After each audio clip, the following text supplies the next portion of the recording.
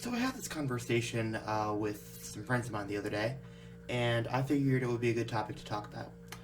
Skepticism versus cynicism, particularly in the realm of politics. Now, I think that there's a lot of people out there who kind of blur the lines between the two. I mean, I know I kind of have. But the best way to differentiate between the two is to say that skeptics are people who have questions, like about something, like they don't just blindly follow something.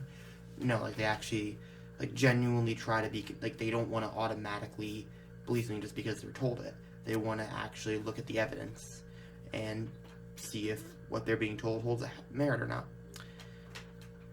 Cynics, on the other hand, believe that that everybody is motivated by their own self-interest and that nobody is doing anything out of the goodness of their heart.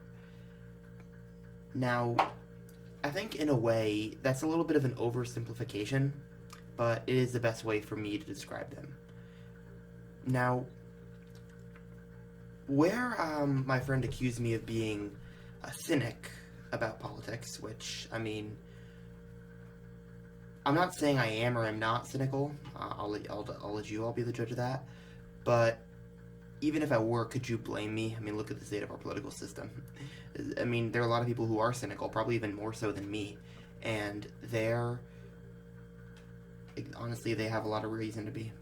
But like, he says I'm cynical because I don't believe that politicians, like I said, I don't believe that politicians are good people because of like what they do and how they are owned by corporate America, because that's who they take money from. And you know, it's not really something that we have to guess either. I mean, it's just kind of out in the open. And even if I was being hyperbolic, I think that what I'm saying does hold merit, because like they are bought off by these corporate donors, and they're clearly looking out more for the interests of them than they are for the interests of the American people. And I don't think you need to be a rocket scientist to figure that out. It is like 2 a.m. here right now, and I just got done writing a paper for school, so I'm tired. So that's why this video is very low energy and gonna be pretty short. I apologize.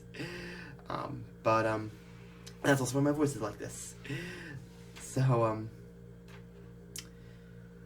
yeah, I think that I try to avoid cynicism, because I figure that if I avoid cynicism, then I'll become one of those people that says, what's the point?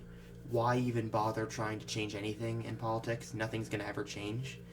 And, you know, I sympathize with the people who say that, because, like, I'm sure that they've been beaten down many times and again by the system we have, the inherently oppressive system that we have. But I would argue, like, what I would say to them is, you're giving the establishment what they want, because they want you to check out. They don't want you to stay involved, because then that makes it easier for them to do all the crap that they do and get out of it unscathed, like with no pushback, even minuscule pushback whatsoever. It doesn't necessarily have to be in the realm of electoralism, and I think that's where a lot of the cynicism comes in, because even with the progressives we have in Congress, you know, a lot of them are, in some ways, like refusing to actually fight on the issues, and refusing to vote as a bloc most of the time. And these are fair criticisms, I think, but it doesn't necessarily have to be in the realm of electoralism that you stay involved in politics on. Obviously, like direct action, mutual aid, unionization efforts, direct ballot measures. I mean, obviously those are inherently electoral, but that is different because you're voting on a direct policy issue instead of for a candidate who you then just cross your fingers and hope will implement that policy that you want. So, in a way, I think it is important to stay skeptical. Like, don't blindly go along with what you're told. Always question it. Like, always question it. Make sure that you are sure that what you're being told is either correct or incorrect. And stay optimistic, but don't be naive. That is the best thing I can say. Like, don't be naive, I don't think that politicians, even the nominally good ones, are going to save you on their own, at least. But be open-minded to forms of change, and whatever that may be, whatever I've just mentioned.